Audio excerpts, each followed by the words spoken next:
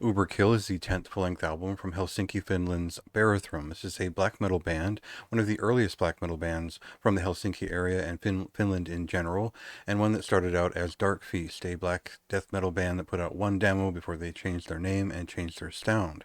The big change to their sound on the second demo was they went from a death metal influenced band to a doom metal influenced band, and they kept the black metal theatrics and imagery and blasphemy behind it. So if we think of Necromantia, Samael, Denial of God, then we get kind of a sense of where heavy metal, doom metal, and black metal meet are in the early 90s. So they put out quite a lot of demos, quite a few albums year after year for a very long time. The first 8 albums from the band were in a specific style that was decided upon around the second album. And some people just really like some of the demos and the first album. I kind of like the second album best. It's up to you where you kind of fall with the band. I think Eerie is probably the most interesting record for me from their stuff. But basically, if you understand where doom metal and black metal can meet up, this is a good band to take note of. And they were around since the times of Belial, Archcoat, and Impaled Nazarene. I think the thing is that this is an important band for the time, but maybe not the most influential black metal band ever, and one that was consistent but never really moved beyond their original sound. There was no big change up over time, and it became monotonous by about 2005. I think most people were aware of the band in some respects. They were on Spinefarm for several records. They were fairly well known, and they had some more streamlined and cleaner production values on some of their later records, like Satana, which is that era is when they're best known for. You would have at least, if you read magazines or zines or anything back in the day in the late 90s that were associated with black metal, you probably saw advertisements for Barathrum's stuff on that was on Spike Farm. That was my experience anyway in the United States. But the lineup has changed several times since. They broke up for quite a long time, and they came back with a new sound, which was just okay back in about 2017. And that was kind of the one that people took note of. I don't think it was too special of a record, but it was interesting enough. And so the expectations for this follow-up are, well, is it going to sound like Barathrum, or is it going to kind of be all over the place like the last one? So we'll cut to a clip here and give you a sense of pretty directly of what most of this record sounds like.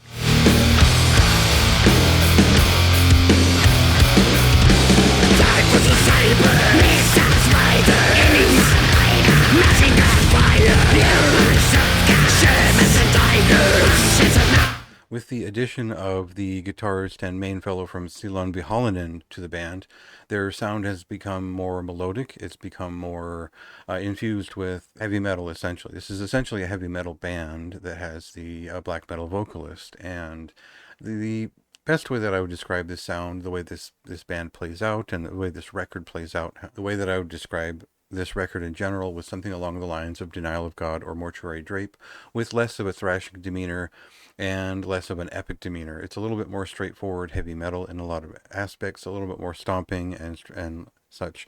I wouldn't say it's much of a doom metal record as their earlier stuff, but it still feels like it is related. It feels like it's something that would have happened down the line naturally, but you're not getting the lo-fi black doom sort of sound from this band anymore.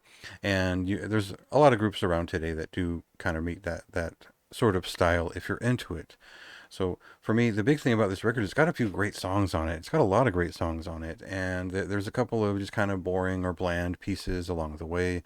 But for the most part, this album survives by way of just writing good heavy metal songs. I think the melodic sensibilities of the main songwriter are strong enough to where this is not a perfect heavy metal record in any sense, but it's a catchy one. It's a memorable thing, and it's something that it reads as a Barathrum album naturally enough. Now, it is a new sound, and you're not going to mistake it for an old album, like I said, but the spirit of the band is there. You'll find it in the lyrics, the general sound of things. But of course, if you're a stickler for subgenre peculiarities and the specific signature of Barathrum, it's not fully there beyond the vocalist. So it's up to you whether you see that as legitimate or interesting or whatever. But I'm a fan of all things black heavy metal, and I think that the more authentic side of it kind of comes out here. And I think considering the people involved and all that went into this record and how much of an improvement it is over the 2017 record, this one gets a pass from me. I think it's pretty solid. So that's a moderately high recommendation recommendation for me. I don't think it's the best thing they've ever done, but it's the best thing they've done in a while, and it kind of tracks with the direction they were headed back in the day in the late 2000s. So check that out for yourself. See if it's for you. Otherwise, this released on October 11th. Check it out now, and go ahead and read my review for more of my thoughts. Behold,